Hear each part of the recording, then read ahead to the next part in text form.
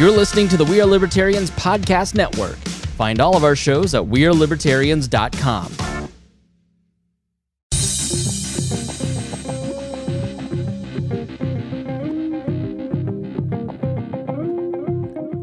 Welcome to We Are Libertarians. I'm your host, Chris Spangle. We bring you all of the irreverence modern politics deserves while putting people before political parties.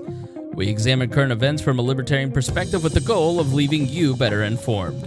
Please be sure to rate and review us on iTunes or Google Play, like us on Facebook, and subscribe at Patreon, on Patreon at wearelibertarians.com. In exchange for supporting our program, we give you all kinds of bonus content and free stuff. This show is crowdsourced, so you can send us news in our Facebook group and Discord channel, and we are always taking your questions and comments via email at editor@wearelibertarians.com. That is the best way to get a hold of the show if you want to talk to me directly, editor@wearelibertarians.com. Please be warned that the show is raw, unedited, and authentic, so the language is sometimes strong and offensive. I have a very special show. It's the introduction of a very cool series and possible breakout podcast from the series coming soon. I'm going to talk to my friend Rob Quartel, who is a member of the Swamp. And I met him in a very odd way, totally unexpectedly this February as I traveled to Students for Liberty at their LibertyCon in February, and I got trapped in a snowstorm in the Philly train station, and this very well-dressed, nice man walks up, and we just start talking as we're waiting for our Ubers. And I mentioned I'm driving to Washington, D.C., and he asks if he can. I said, hey, you want to ride? And so he joined me, and we talked for a couple hours, and as we're going through this conversation, I'm just like, this guy he knows everybody. He knows everything. And as I say to him, I had to Google just to make sure that he was telling the truth, but there's videos of him on C-SPAN, and he's just a very fascinating guy. He's been in Washington, D.C. for about 40 years.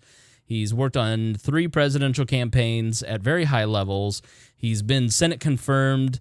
He's a member of the Council on Foreign Relations, for instance. So he is the Swamp, and we joked about that. And I said, I'd love to have you come on the show and kind of explain the Swamp to people, because I think it would be interesting for those of us who don't live in Washington to get an idea of how Washington, D.C. works. And essentially, if you want to change America towards a libertarian future, you have to understand the structures of power, because you can't change those structures of power if you don't work within them. Although some people would argue against that, that's generally been the way that I've found is the quickest and easiest way to go about it, or at least you can influence it.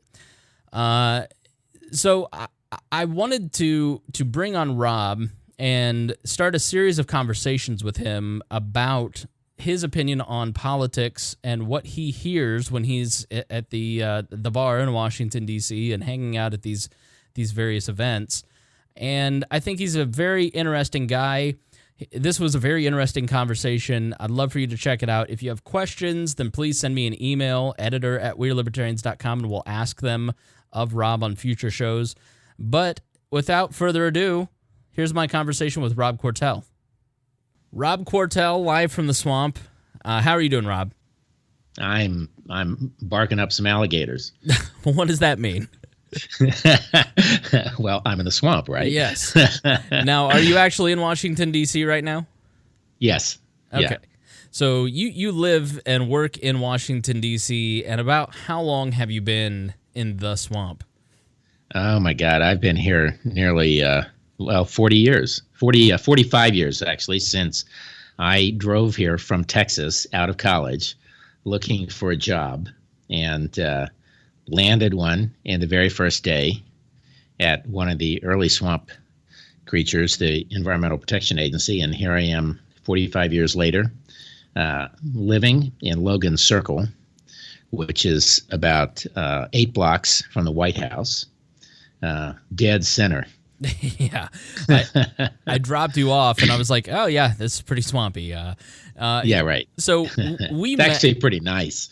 Oh, I stayed at a hotel there in 2013 and walked the neighborhood. It's beautiful. What a great place to live. Now, Tourists like it. I like it. let's actually talk about how we met first of all, because it's kind of a weird story. I have posted the travel log that I did for my trip to the Students for Liberty conference. And you played a very small part in that story as told, because I knew we would do this eventually. But we were both stranded in the Philadelphia train station. I'm waiting for an Uber, and then you just start chatting me up as we were both stranded in the middle of the first of the 4 nor'easters. So that's true. I had a board meeting up in New Haven, Connecticut. Got on the train in the morning, sat there for 2 hours. Started snowing, just shy of Trenton. They told us we were going to have to get off the train and go back south. And I got bumped in Philly just like you did. And somehow I didn't believe that they were really going to get us out the next morning. So, and as you probably described, the snow was going sideways. it was insane. It was so cold. It was insane. But the Uber line with its 40 people or so was a lot shorter than the taxi line, which wrapped 1.5 times around that station, which is as big as a whole city block. So you're right. We started chatting, and you made an offer. You said you were going to the Libertarian convention, and I mentioned I was going to Washington, and you said, "Would you like a ride?" And I said, "Of course." And then we chatted the whole way down. That was a lot of fun. Yeah, and then I made you pay half. So that's right. That's true. Yeah, so we started talking, and then as we get through the conversation, I'm like, this guy really knows everybody and everything. And like to the point that I'm not going to lie to you, I got home and I Googled your name just to make sure you were telling the truth, because it was just so like, how can one person know Gerald Ford and Ronald Reagan and George H.W. Bush and like be at the center of politics? Like, I guess when you live out in the hinterlands and you follow politics, but you're not necessarily side stage for modern histories as you have been, you don't realize that there are just a group of individuals who have been a part of that. And I think we sometimes think about modern politics in Washington, D.C. as like a monolith. But it really is just a group of people like yourself who have been involved for a long time, and there is that I don't know, the best way to describe it, the best insight that I've had is Mark Leibovich's This Town book, where it's a lot of cocktail parties and dinner at 5:30. Is you always remind me it's 5:30. I've got to go get cocktails.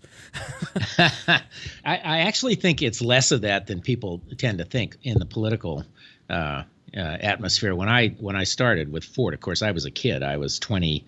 I guess I was 25 years old, and so I was a small cog. But he did later come down and campaign for me when I ran for Congress, and I, at the time, I think one of the things that got reported in the newspapers, I remember seeing in Atlanta, was that I was more Reagan than Reagan, which I was surprised to be. Mm-hmm. But I actually think one of the problems with Washington today is that there is a lot less of the interaction in the cocktail party circuit or at the bar or breakfast or any of those things among the political classes. So, today most of what I do is business. So I told you that I spent a lot of time working with startups. So, I always offer these kids, and I say kids, they're your age and younger, right? And I offer them 8 o'clock breakfast or 5:30 cocktails, and you know which one they always pick. Yeah. But it's a good way to learn about people, and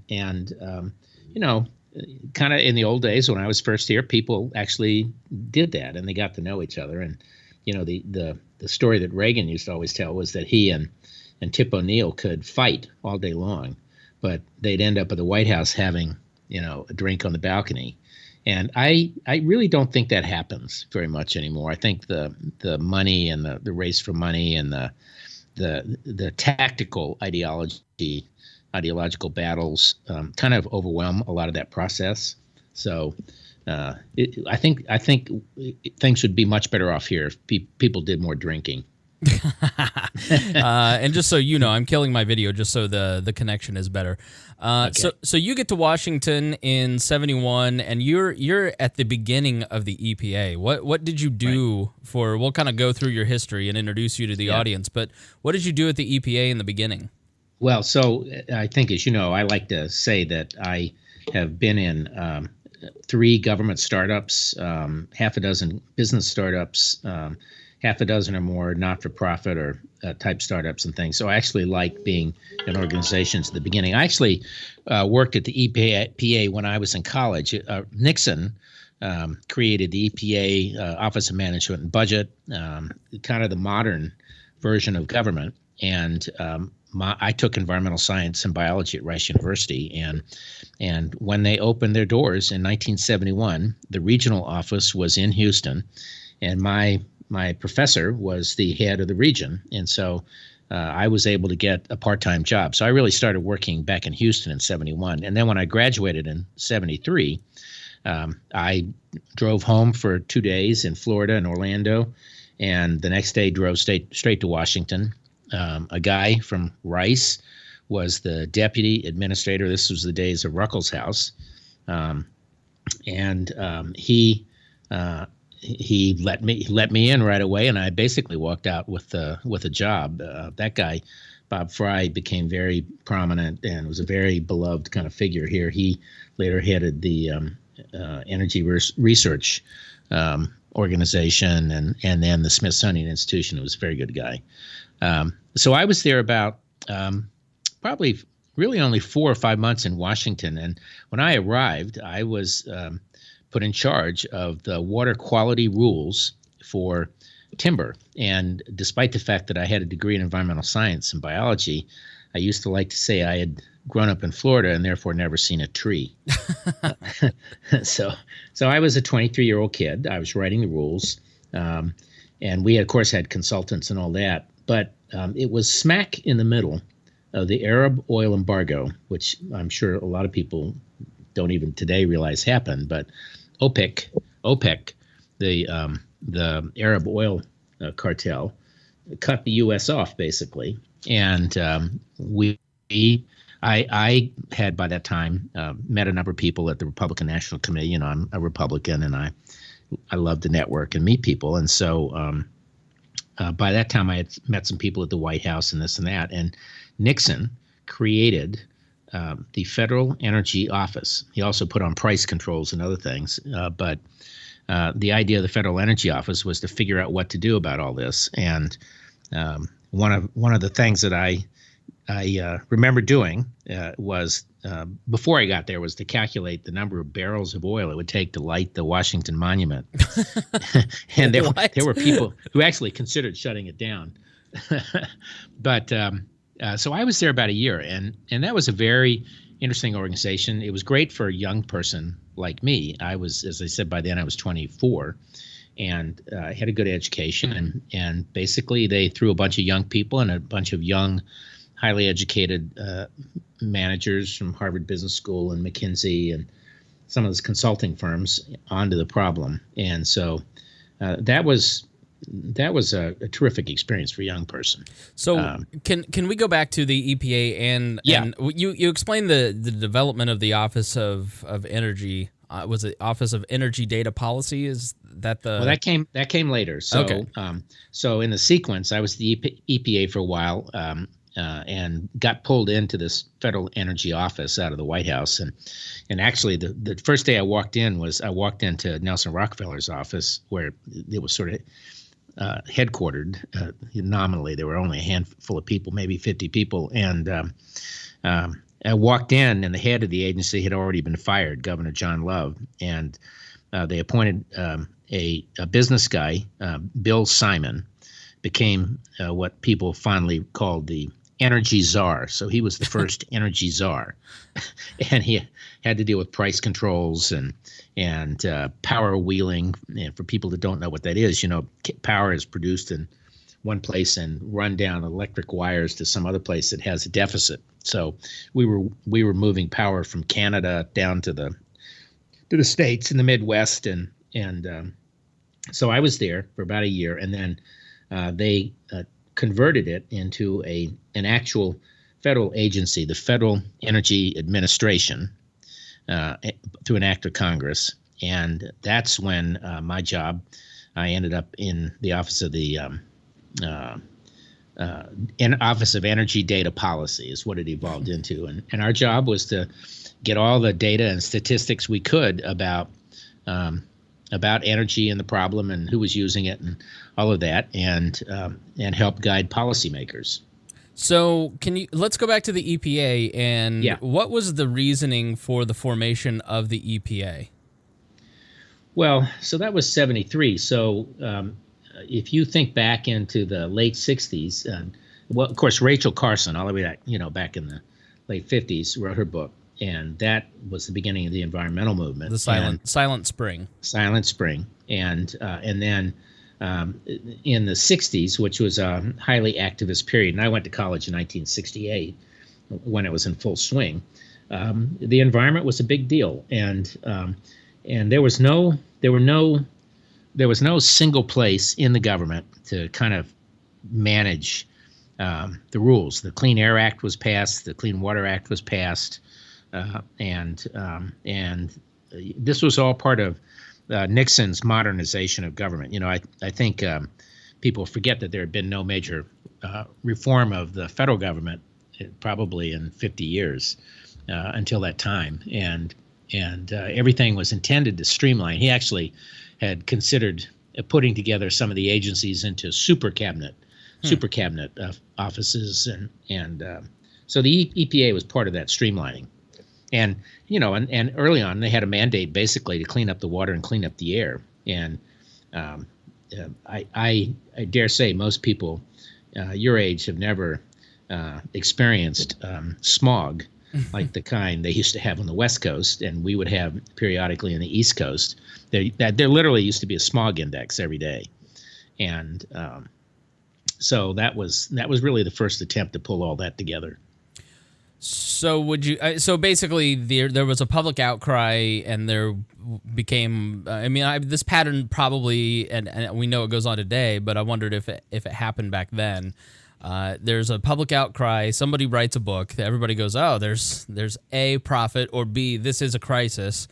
They create a public hysteria, and then Congress passes law, and then there's all these rules and regulations, and nobody to actually enforce them and manage them. Is that kind of the long and the short of it? Probably there are way too many people to enforce and manage them these days. But it's sort of like that. I mean, that is the archetypal way things get done in Washington. People wait for a good crisis. I forgot who said, "Never waste a good crisis." But Rahm Emanuel, yeah, Rahm Emanuel, right. And EPA was more a percolation. That kind of percolated for a number of years, and then the various environmental laws were passed, and so it was really kind of a natural evolution. I think they pulled elements out of the Department of Interior, they pulled elements out of other departments, and so EPA was a little more benign in those days than it seems to be these days.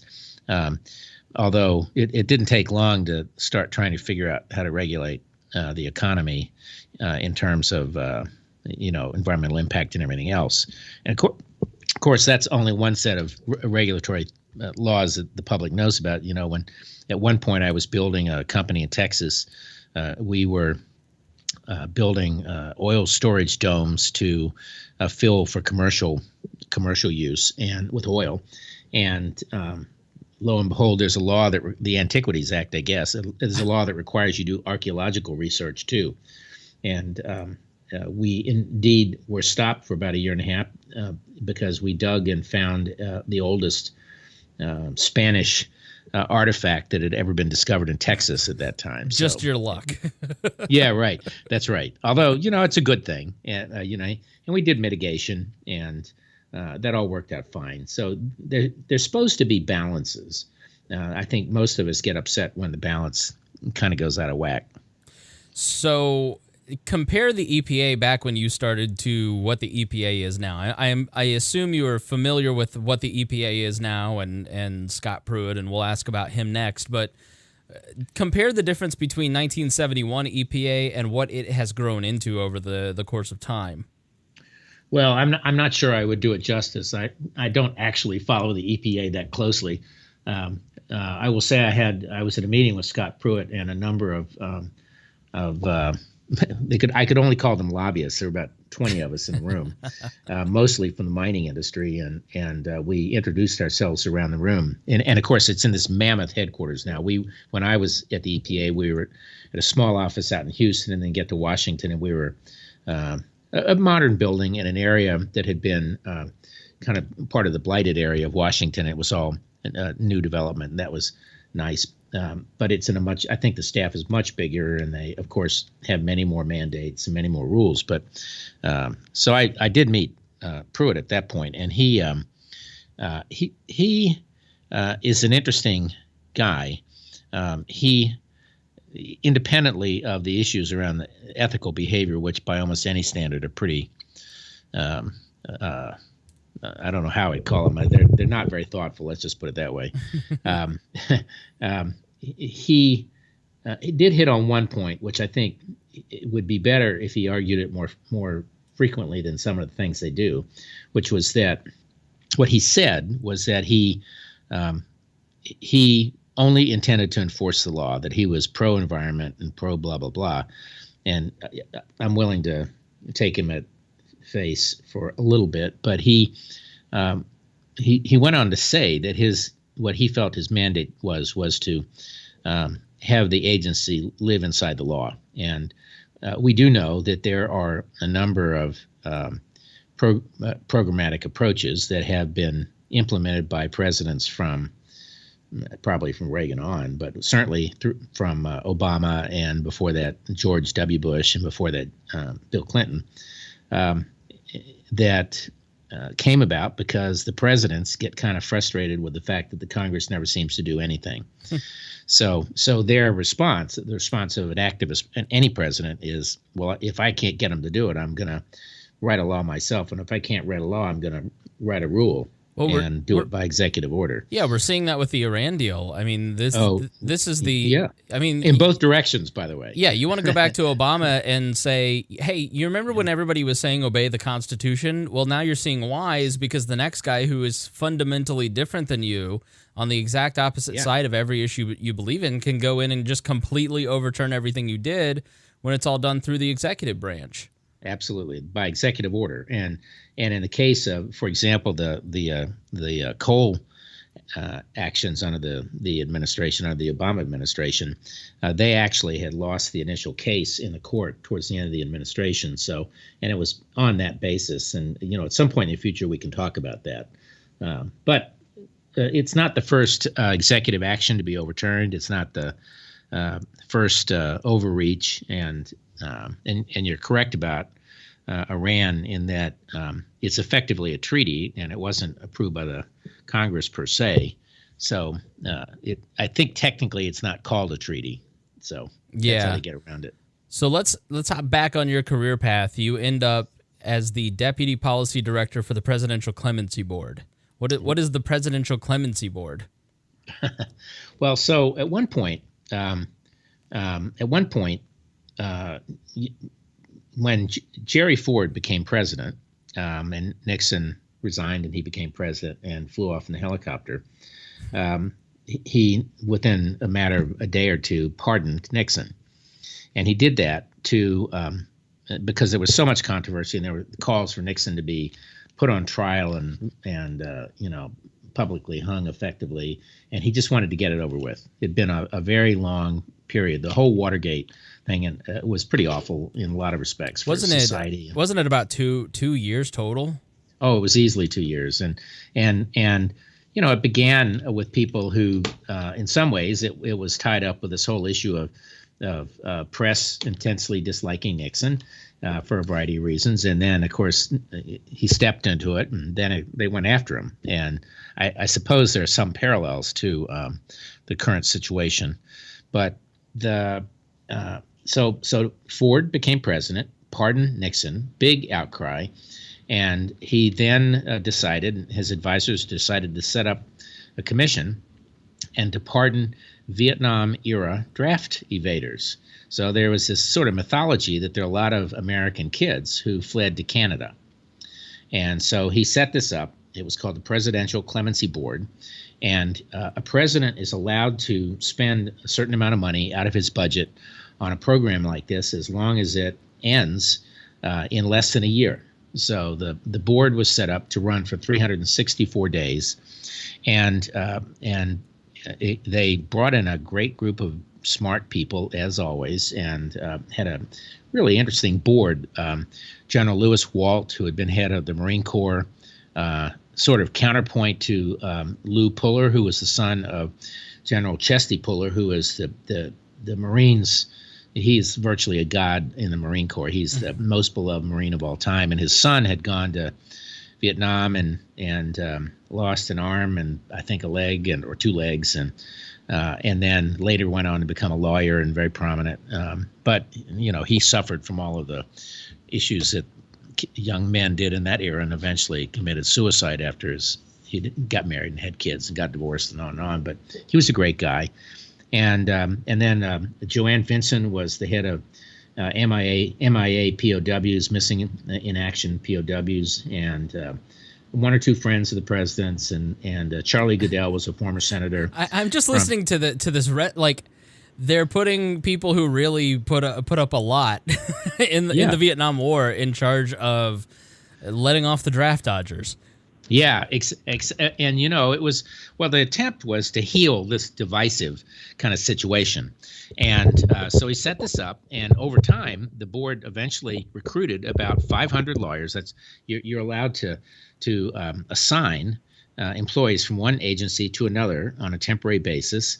And so they were eventually recruited about 500 lawyers and a management team from the Peace Corps, and a couple of really smart people. And the general counsel was a guy named Larry Baskier, and the deputy manager for the Clemency Board was a guy named Bob Nisley. I was under the head of the head of the management, so I was a deputy to him.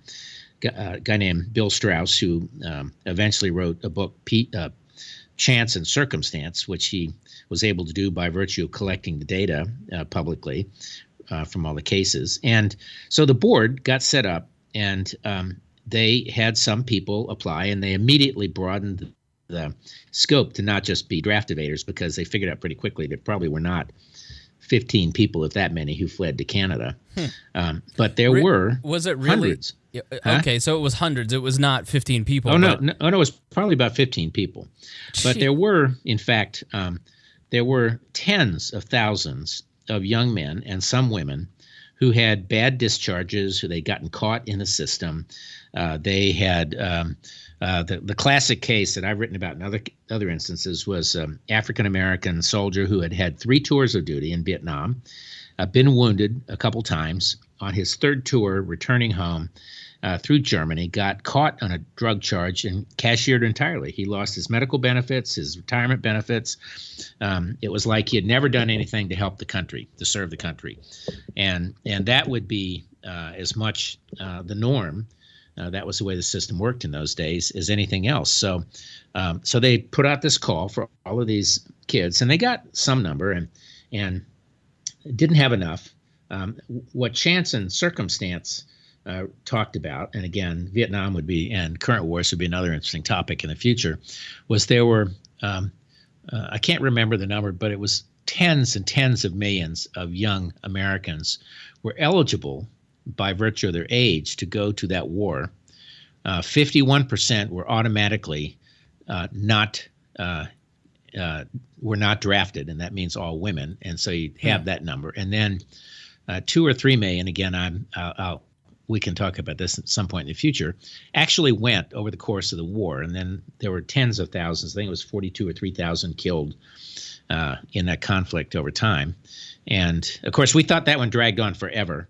And, Iraq has gone on, several years past that. Oh, I mean, there's kids in Afghanistan right now. I mean, there are people serving in Afghanistan who have no cognitive memory of 9/11. I mean, it's that's almost exactly 20 right. years. Yeah. So at the time, of course, we thought it had gone on, and more people were killed in that. Approximately the number of people who used to get killed on the highways every year. But so in the entire population of the United States, only a small handful had actually had to suffer the burden of executing the war.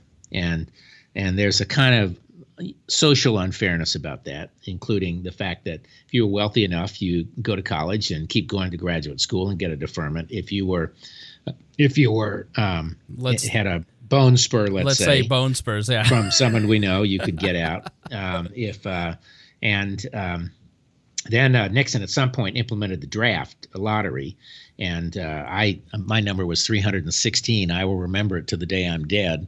They would have had to nuke the White House before they called me up, and I had been in Navy ROTC up until that point.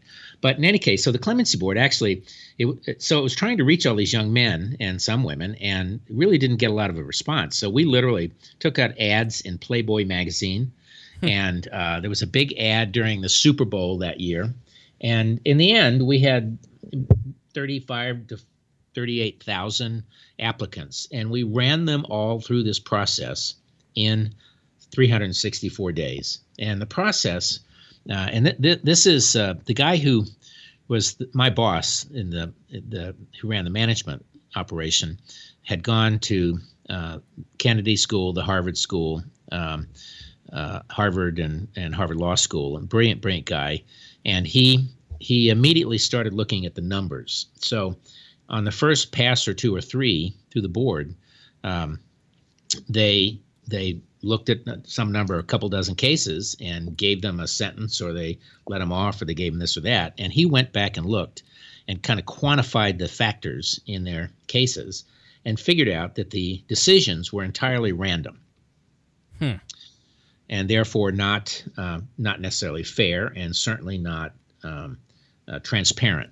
So he came up with what he called aggravating and mitigating factors, and he got the board to agree on what constituted each of those. And there might be a dozen things, like you were wounded in combat would be considered a mitigating factor, and aggravating factor is you were caught using drugs on the front line, or you'd gotten in brawls or whatever like that. But and so he made them vote. So they were specific decision criteria, and then the staff would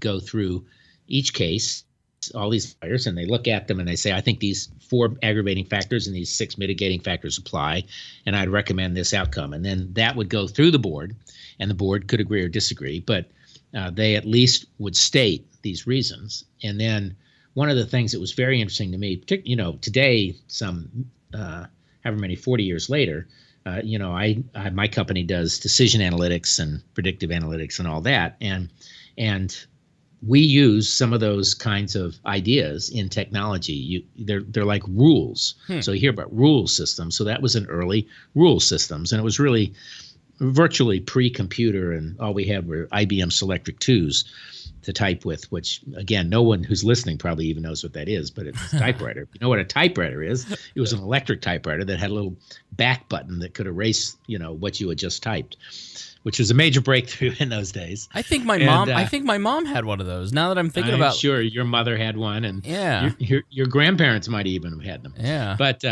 so anyway, so we managed to, and then we ran a regression analysis on each case against everyone that had gone through to see if it seemed to fall within some statistical range. So this was like the end.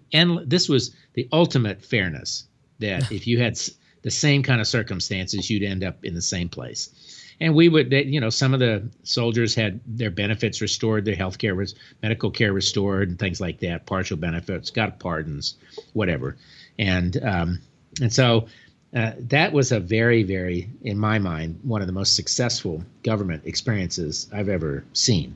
And it's kind of today. I'm not an expert in the presidential pardon system and the federal pardon system, but we have these big backlogs of people, and it is sort of random, and of course it can be entirely by virtue of random decision. If you want, if the president wants to pardon somebody, he can, doesn't have a reason, but some of these principles could apply to a lot of other places. Well, you think about. Well, to think that you had 35,000 to 38,000 soldiers who served in Vietnam, or did they serve, or they were drafted and called up, or Some may have been drafted. Some may have some were drafted. Some may have volunteered. Some may never have gone over.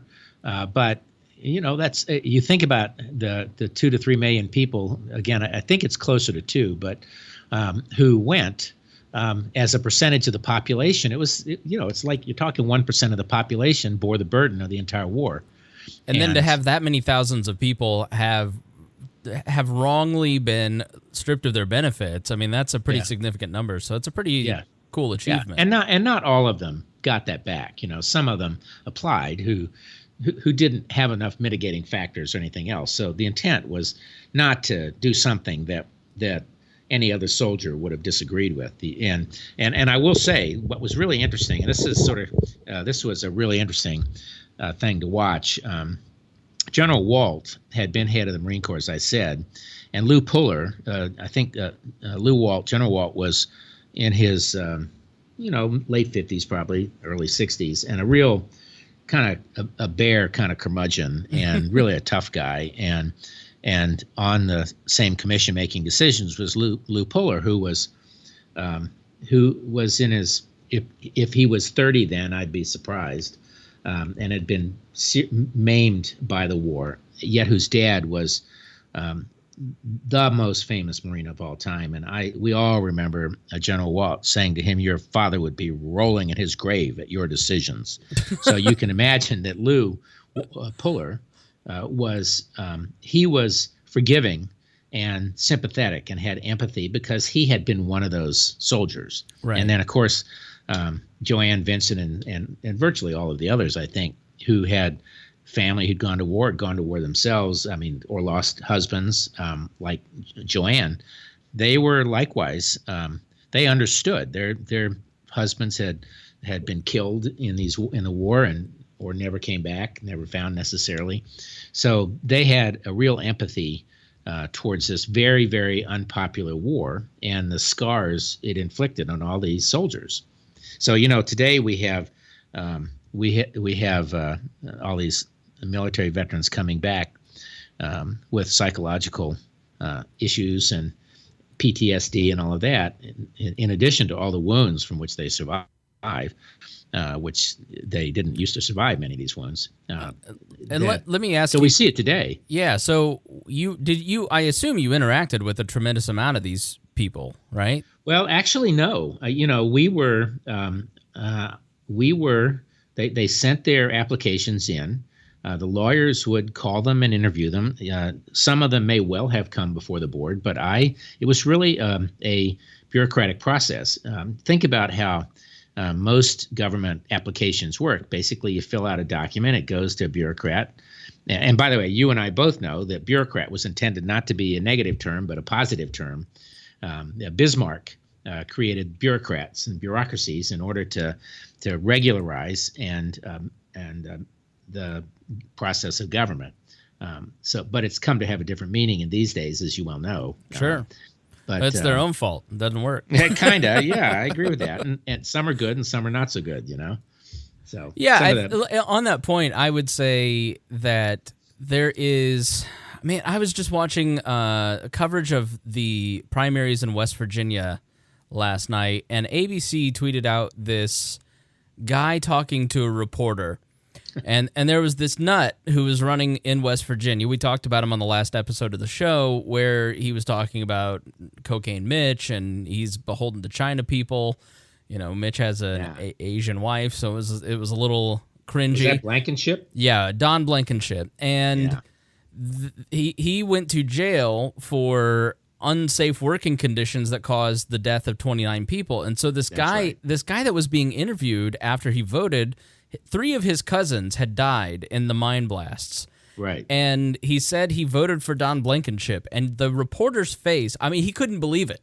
He goes, wow. Why would you vote for Don Blankenship? And he just goes, well, they're all crooks, so at least he's an honest crook. And I just thought, people are so cynical about their own government that they're going to vote for a guy that killed his... You have to hope that is...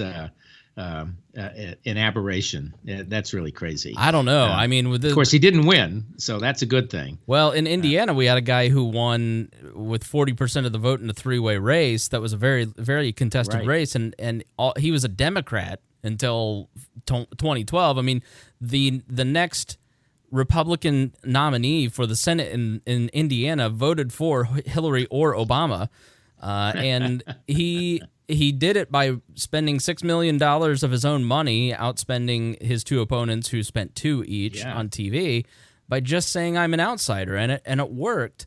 And so I have to ask, I mean, you interact with a lot of people who work in Washington, D.C. I think we are far too cynical and far too group-thinky out in the rest of the country that there's a reason the swamp thing works. Like, it's just a collection of people who are out to steal from the government and use the government for their own interests. And I know that happens. I mean, I'm sure it does. But by and large, do you find people who are mostly motivated by power, or are they mostly motivated by the concept of public service? Like, they're really trying to do their best.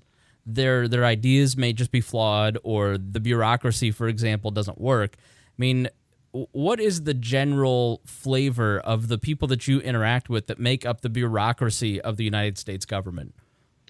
So that's a good setup. Some of the most intelligent, patriotic, thoughtful people I've ever met have been in the government, and some of the laziest people I've ever met, thoughtless, don't care about it, I've met in the private sector. So you get some of both. And I've met plenty of people in the government who are serving their time, but I also know plenty of people in the private sector who are serving their time. And, I'm in technology, and not all technology is startup technology. But by and large, most government workers are not people with what you think of traditionally as power. The people who have the power are the appointees. At least they have public power in the sense that they can command a different direction and emphasize or de-emphasize some aspect of the law. And I was in one of those slots years ago, although I didn't have a lot of power as an independent commissioner. But I think most people are motivated by the same things that everybody else is motivated by.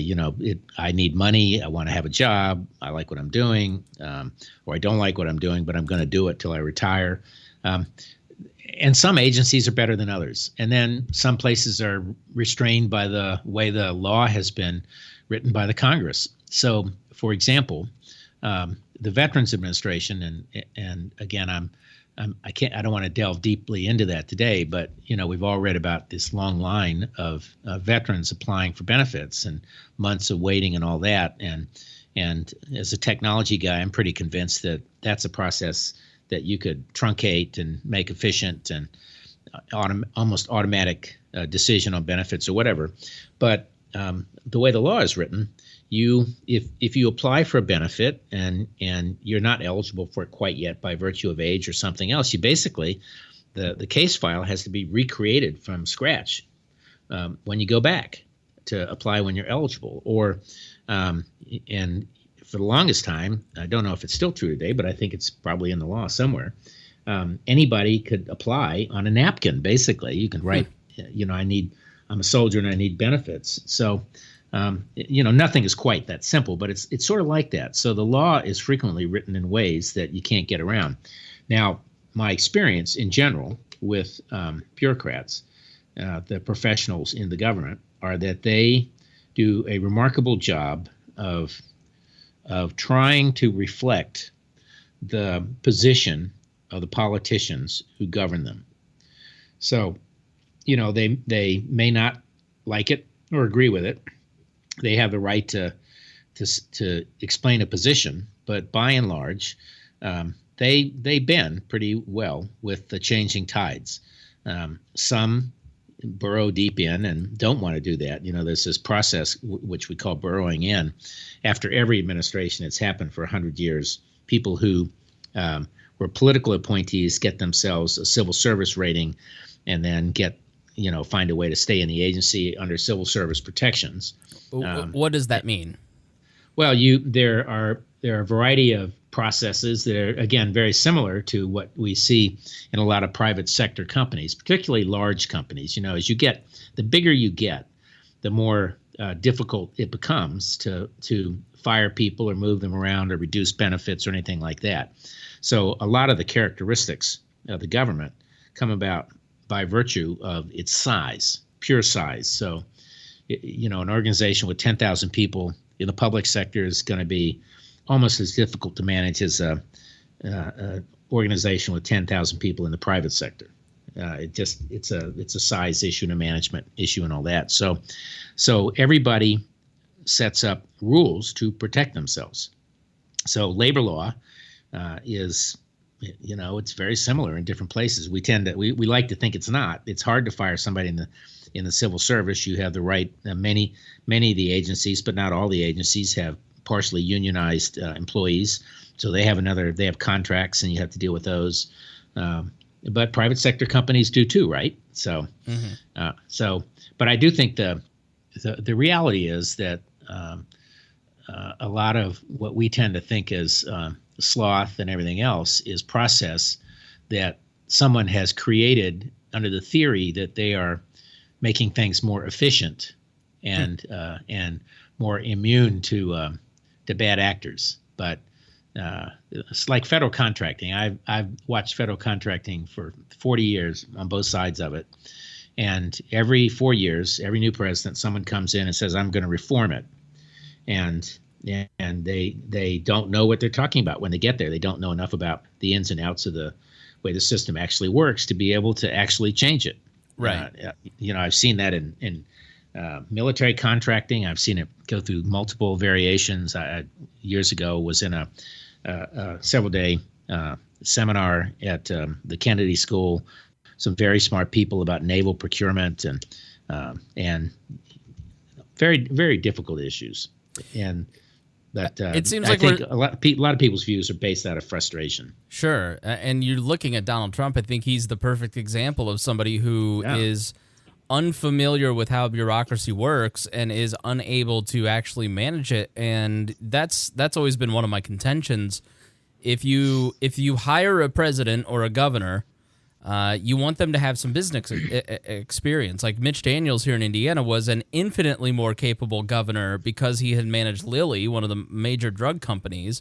He'd worked for the Office of Management and Budget, so he had some government process. But then Mike Pence comes in, and he's one of the worst governors in modern history because he just was in Congress and all he did was talk. And so he didn't know how to manage any of the bureaucracy at all. And I think that was part of Bill Clinton's gift at managing the bureaucracy as a president. He had been a governor, and then you see somebody like Barack Obama who is frustrated by the inability to make any changes. Well, totally. And then there are a lot of analogies between the two. So and then you've got Trump who has never even worked in government, has no concept of how government works, and has no desire to learn how to manage. Well, more critically, he didn't run a big business. Right. He ran a small family business. So he ran it basically out of his hip pocket. He had fewer people working for him than most major businesses, most mid-level businesses. He ran it on the basis of loyalty to execute this or that. And it's a very different kind of business. Real estate. So he was basically a brand management business. Okay. So he didn't have business experience either, in the same way that we tend to think of business experience. So the analogy between Donald Trump and Barack Obama in terms of their experience in managing how many people reported to them is pretty closely the same. Right. And they run into the same issues. And of course, as you point out, this is why I think governors actually have a hand up, because they've had to deal with bureaucracies and thousands of people and big budgets, and they have to be the ultimate decision maker, and they have to deal with state legislatures, which are analogous to the Congress. And so governors are a much better choice, and probably somebody like a Jamie Dimon, who has managed a massive bank with Chase Bank. 100,000+ employees around the world. Somebody like that could probably walk in and do a much better job.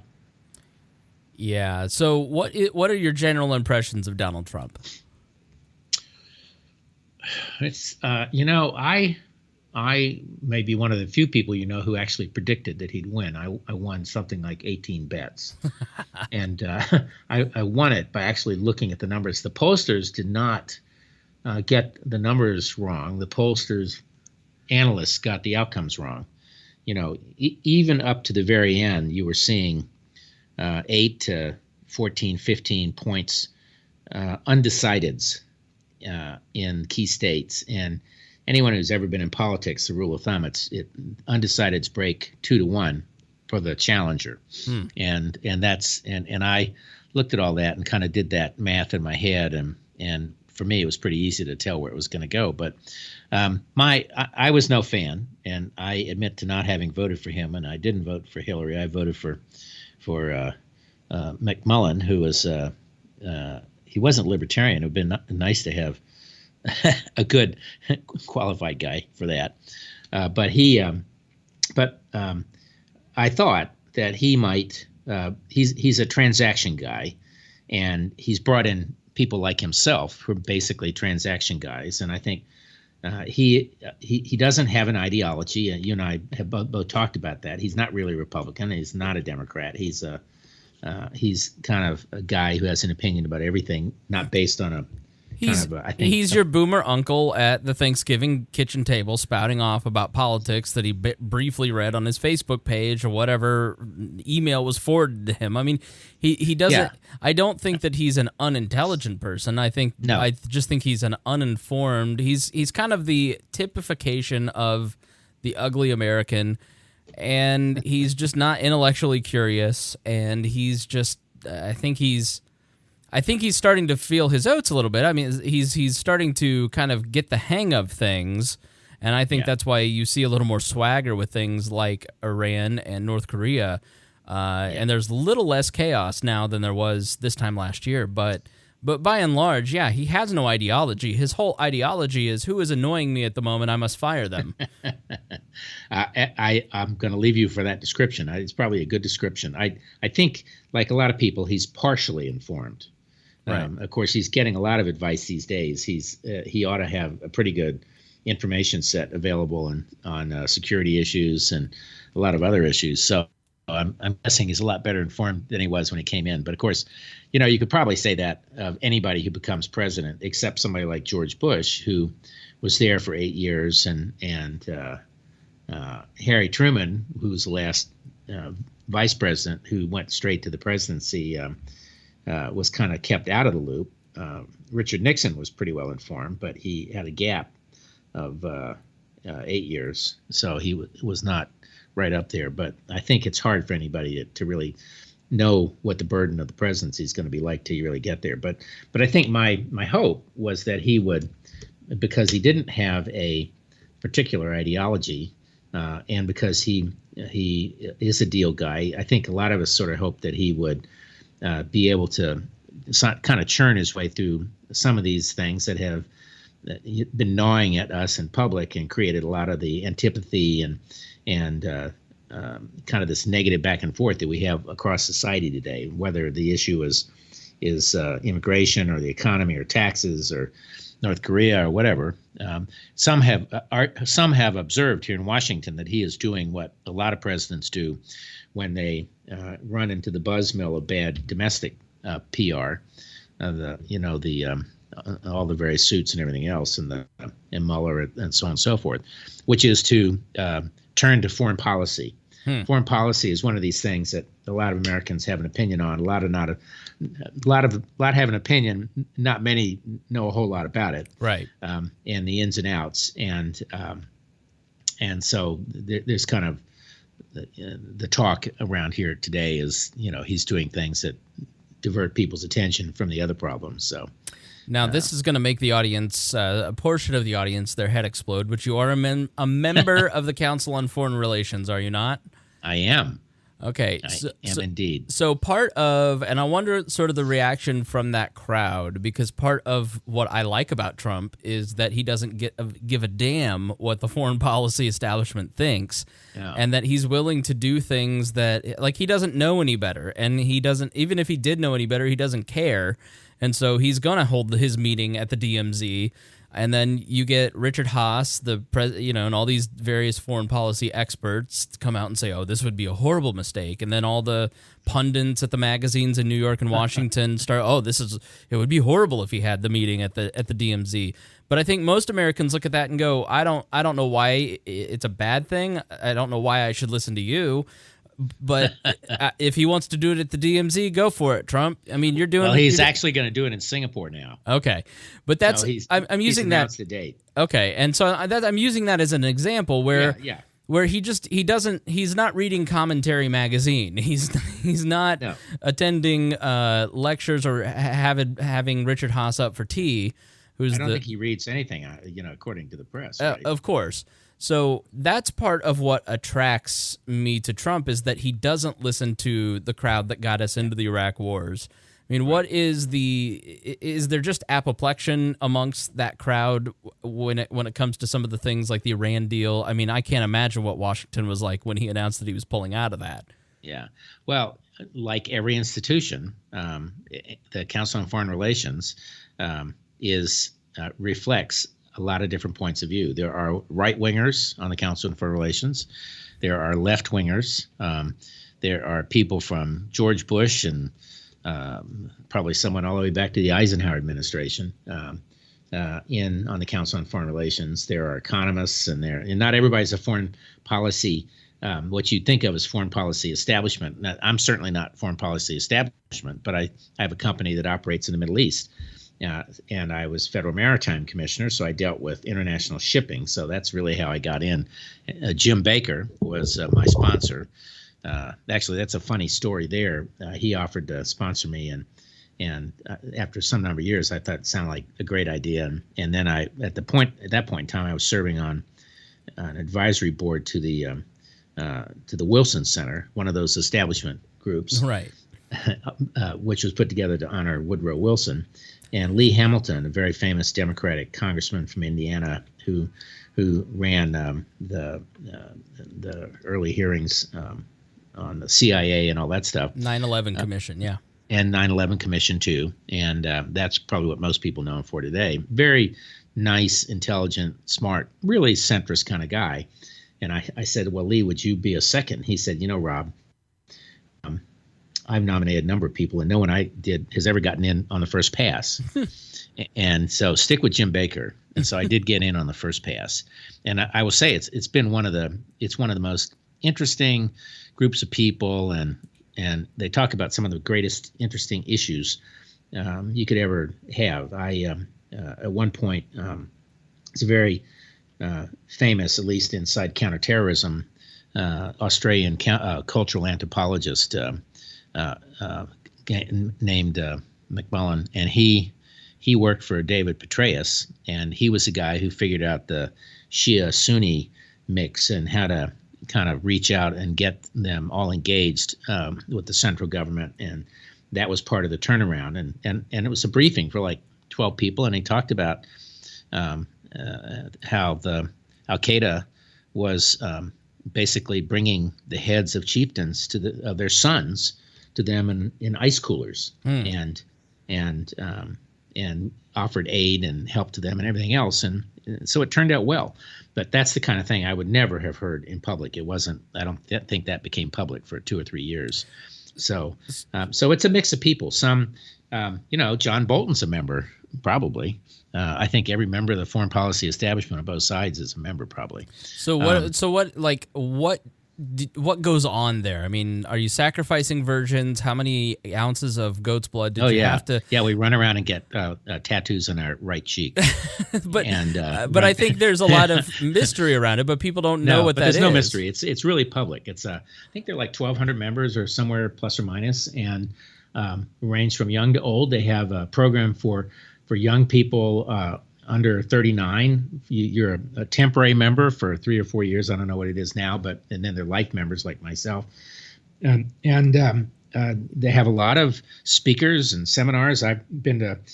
They've got a series now on cybersecurity, and a friend of mine who used to be at the NSC and in charge of cyber government policy is running those, and they'll do seminars on various wars. Or next week it might be the Saudi ambassador is in to talk about this or that, and it's just a really good way for a lot of people. And I'm guessing half are probably operate in businesses today. They're not in the doing foreign policy, but it's they talk about climate change. They talk about how dry the Sahara is getting this week. They talk about they've done things on education, energy. So it's not as esoteric, I think, as people think it is, and it's probably not nearly as esoteric as it probably used to be 35, 40, 50 years ago. So. And I will say, when I was working for George H.W. Bush, he was attacked by the right for being a member of the Council on Foreign Relations and other organizations as being elitist. I do think that you can argue that some of these people are a little bit elitist, but they're elitist because they're in the know. Right. Yeah, I've down like that cybersecurity series. It's in their podcast feed. So if you're out in the hinterlands like I am, you can go and watch all of this stuff on YouTube or listen to the podcast series with the Wilson Center, the Aspen Institute, the Brookings Institute, Completely. Rand Corporation. All these think tanks put all of their information out, just like Cato does, Mises. That's and right. What I always say is, you'll see me in some of those broadcasts asking questions that other people are thinking but not saying. Yeah, and so I really encourage people to pay attention to that stuff. When I'm doing research on something like the Iran deal, I go to the Council on Foreign Relations and Brookings and see what they have to say, because it reflects the view of the people who are making decisions just as much as I would going and reading Reason or antiwar.com and Scott Horton. I mean, I think you have to have balance if you're taking in information, but I think they're within the libertarian movement, more of the conspiratorial part of the movement. Oh, if you listen to the Council on Foreign Relations, you're a globalist, and it's just like, no, if you listen to the Council on Foreign Relations podcasts, you're probably going to hear all the conspiracies that you in 5 years are going to be. It wasn't a conspiracy; it was on a podcast feed. That's right. Well, and I do think a lot of these organizations today try to combat what is, I think personally, as a technology guy, one of the worst aspects of modern life, which is the tendency to only hear what you want to hear. And that's actually the outcome of a technology, if you think about it. When Amazon started, you would go on and order a book. They were a book dealer, remember? And they came up with an algorithm that helped find other books that were similar to the one that you just ordered on the assumption you liked it. And that algorithm and others like it today are all designed to reinforce your stovepipe, that's designed to reinforce the ideas you already have, or to appeal to you on the basis of an idea you already have. And that's kind of one of the things you and I hope can do as we go across this series, is bring to light some things on both sides of the equation. Well, that's really the whole point of this. Is I'm sure there are people in the audience who will accuse me of being a heretic for giving a voice to the swamp. But I think it's really important for people to understand, that people who work and live in Washington, D.C. and are involved in these circles are human beings, and probably are well-meaning. It's just a matter of we have different ideologies. So how did they form their ideas? And Rob is somebody who's been in Washington, D.C. for 40 years. So he's going to have a totally different opinion than me, who's 34 and has lived in Indianapolis my whole life. And so, I think it's important for us to understand kind of how we got here. And secondly, I think it's interesting. He's a very curious person and very interested in what's going on in the libertarian world. So I want to go back, and this will kind of be the last. We're not going to We're not going to get to your time working on the Ford and the Bush campaigns, but we're going to save, and your own campaigns. So we'll save that as a teaser for next time. Right. So let's hop back to Gary Johnson. You said you voted for McMullen. I about threw up, but you didn't vote for Gary Johnson. What was your reason for not voting for Gary? I always liked him. I met him on several occasions, and when he was running in 2008, I went to a small lunch with him when he was raising money. 2012. Let me just 12, make sure. Right? Yeah, it was 12 was the first time, right? And so I met him. I had always liked him. I like the fact that he's a kind of an outlier and willing to challenge the establishment. And as your viewers and we talk, you'll find that I'm kind of on the challenge the establishment side too, even though I'm part of it. I think I was really disappointed in the way he ran the campaign. I think he really had an opportunity to disrupt the election, and instead he blew it. So before the first debate, they had set a threshold of 10% in the polls, and he was hovering at around 8. And I think that if he had been serious, he would have hired himself a good set of social media people, and he would have hired the right kind of people who could get him that 2%. But he didn't do it. And I mean, more than I, being in that orbit and set, probably the issues that held him back on that. But I think if he had been in the first debate, he would have he would have really disrupted the process, and we probably would not be seeing the current administration, and I doubt we would be seeing Hillary Clinton.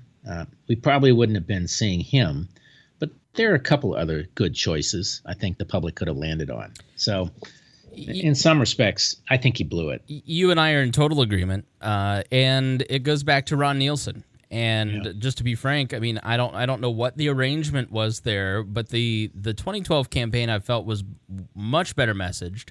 It was much better ran, but they still had some very fundamental problems on strategy. I mean, it's just this is what happens with the LP. You get a guy like a Bob Barr or a Gary Johnson or a Bill Weld who comes in who doesn't really understand the culture. They don't really know the party. They don't really understand where the pockets of strength and resources are in the party.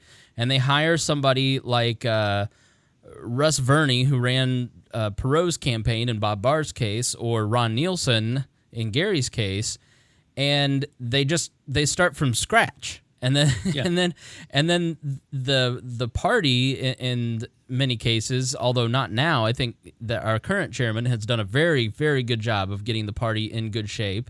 And the data from the 2016 campaign actually is reaching candidates now, which is the first time that's ever happened, which is important.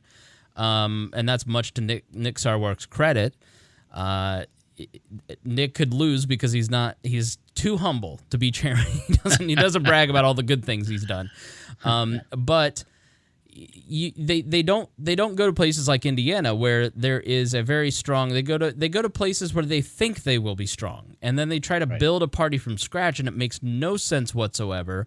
And in 2016, they had the Western strategy of trying to drive up the numbers, and I guess on paper back in 2015 that looked like a great strategy, but there was no pivot from it, and there was no flexibility in it. And, Gary should have fired some low-level staffer and been like, we're changing the messaging the day after Aleppo. Like, there was just no political savviness in that campaign whatsoever. And my concern for Bill Weld is that Weld is considering using Ron Nielsen again, and he shouldn't, because his campaign in 2016 was not well run, and Weld is starting from a much... wasn't professional. It wasn't. Not by any stretch of the imagination. Aleppo should never have come up. Yeah, like that's the juxtaposition. You're running against Donald Trump, and so your flub is nothing compared to what the other guy is doing. And so there just was no messaging, and when you don't feed your base in the LP with what they are supposed to say or do, and everybody's just kind of wondering and grasping at straws, there just was never any messaging from that campaign to the grassroots on how to support the campaign. It was much better in 2012, but it still was very week. And 2016 was just a nightmare. And what is your opinion of Bill Weld? Oh, I've always liked Weld, but how old is he now? I think he's 72. He's in his 70 to 75. Yeah, I think that he may be aging out. I hate to say. What you need is a 39-year-old Bill Weld. Right. Which we have a guy named Larry Sharp in New York who may beat the Republican in that state for governor. I saw Weld speak this past weekend, and Weld really gave a very 90s-based policy speech, low taxes, marijuana legalization, a very little spirit, very policy-oriented, and that's just not what people want. But he's clearly, I'm sure when you watch the TV interviews, you're like, why isn't Weld the nominee and Gary the vice president? Yeah. Although I did, I found it kind of interesting that he was on the ticket. It never occurred to me he was libertarian, but I think like a lot of people, he was sort of pushed out of the party. The party had the same reaction. It never occurred to me that Weld was a libertarian. Right, but he also was pushed out of the party, the Republican Party. So effectively, like a lot of people. So. But he was a very good governor. He was a great lawyer. He was a terrific public servant, very articulate, smart guy. So it's kind of a shame to waste him. What was the swamp reaction to Gary Johnson's campaign? They ignored it. I think it was a joke in D.C. I just don't think anybody thought he was serious. I think in some ways there may have been some who were more worried about the Greens because of the impact on Clinton, but I think it was pretty much ignored. Because Jill Stein looks like a serious candidate. Yeah. Well, our complaint on the program here with Gary Johnson is you're not prepared to be president. Like you don't have it doesn't seem like you have your cabinet set up. When you're asked about who your cabinet will be, you kind of fumble, and then Weld goes, "Well, I'd name this person, this person, this person." Go, "Okay, good. At least there's one prepared person on this." That's right. And I think when you're a libertarian and you don't have policy initiatives that you can articulate, you don't have a cabinet in mind. Like, let's say you win the presidency, you're going to be less prepared than Donald Trump because at least he can call up AEI and the Heritage Foundation and hire a bunch of people. Right. Libertarians don't have that luxury. So I think a lot of us felt uninspired because we didn't know what he actually stood for. I mean, freedom is not good enough for most voters. Yeah. Nope, I agree. So all right, well, we're on from here. Yep. So we are going to just give us a little teaser. I mean, give us a little teaser as to what we're going to hear next in your career. Well, maybe we can talk about politics. I've been in at a pretty senior level in 2 presidential campaigns, 3 presidential campaigns, and I've run a couple times myself and lost. So as my brother says, I'm a loser, a 3-time loser, federal office. But, I do love politics, even as bad as it is. And there are days I'm glad I'm not in it anymore. And there are days I wish I were in it. So we can talk about that next if you're interested. Absolutely. So looking forward to the next time we talk, and thank you for joining us here. Any final thoughts for the audience? Keep an eye on what happens on the Korean deal, and I think the Iran deal and the fallout is pretty complex. I suspect that both of those will probably do more than most people think they will to come to a decent outcome, but there will be a lot of fallout in between, particularly on the Iranian deal. And we're already seeing the conflict in the Middle East start up. All right, very good. I don't know. Do you tweet? Are you on social media anywhere? We will be soon. Okay. All right. All right. Well, I hope you enjoyed this. If you have questions for Rob, if you have always wondered a certain thing about the swamp and D.C. and the development of certain politics, please write in at editor@wearelibertarians.com, and I'll be sure to read it here on the show, and Rob can answer it. And we will... Or dodge it. Oh, or dodge it. I mean, that's what you people do, right? Hey, yeah, right. All right, well, I know you have some drinking and some canoodling that you've got to do. All right. Well, I'll let you get to it. Thanks for being on the program. Yeah, thank you. It's fun. Bye-bye.